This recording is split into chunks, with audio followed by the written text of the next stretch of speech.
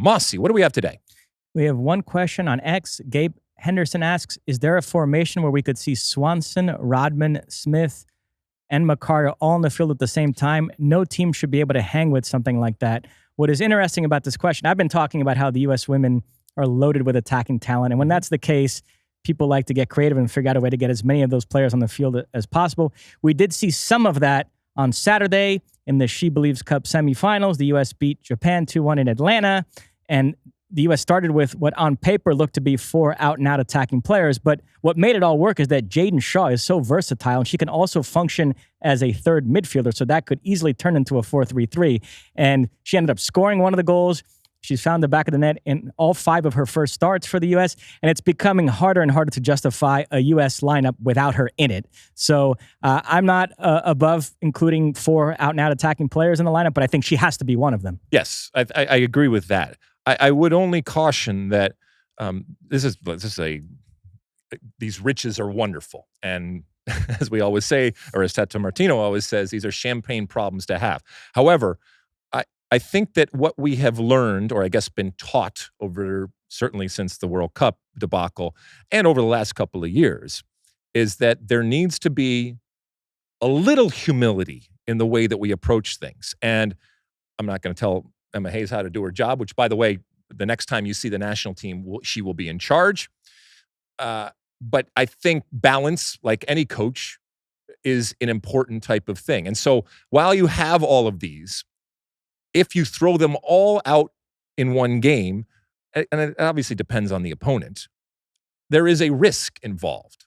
I like it because it is kind of big and bold and arrogant, but I think it just has to be done at the right time and in the right opponent, which is actually why I'm so excited to see this final now against Canada, because the game in the waterlogged craziness, I just throw that out because it didn't allow us to see what I think this Canada is, which is a much more possession-oriented type of team, and I think much better than what it showed in that game last month in where was it, San Diego, in all that water.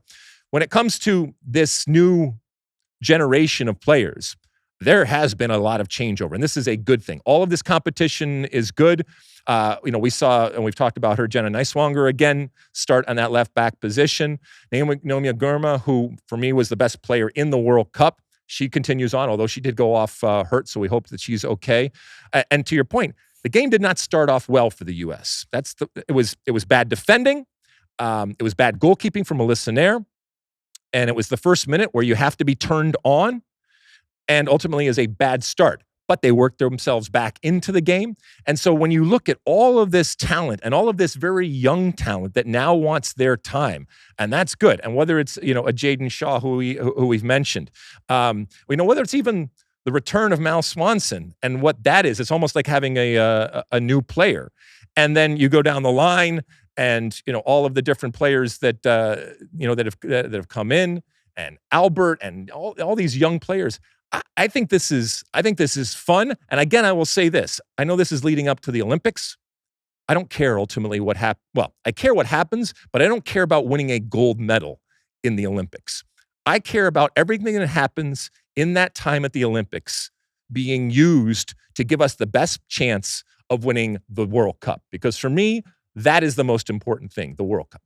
What's interesting is Gabe didn't mention Alex Morgan. She is still starting matches for the U.S., so you have to include her in the mix as well, even while this youth movement is going on. Yeah, but with Macario coming back too, and she's still getting back into the situation. I do not think that Alex Morgan, Alex Morgan, if you asked her, yeah, of course she's going to want to be a part of it, and yes, she can do a job.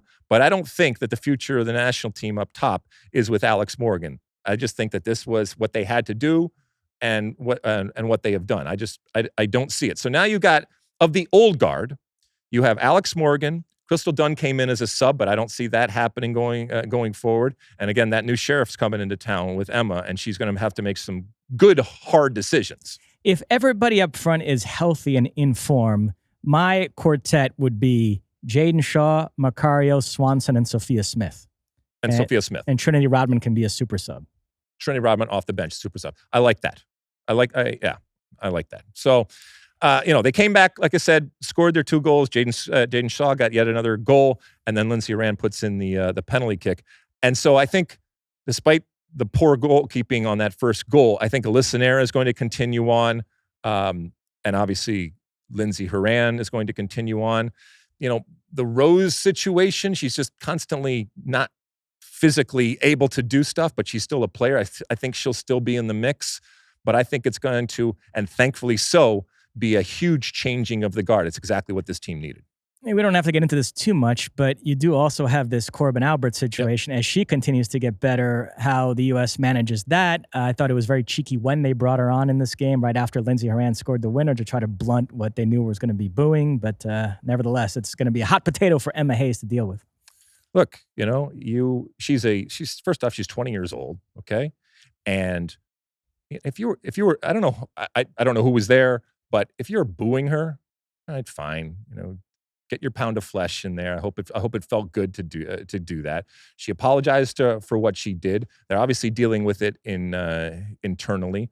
It remains to be seen whether she is going to continue on to be the player that people think she is. And obviously she has talent, having been brought in and now started a bunch of games and certainly playing and being a part of this group.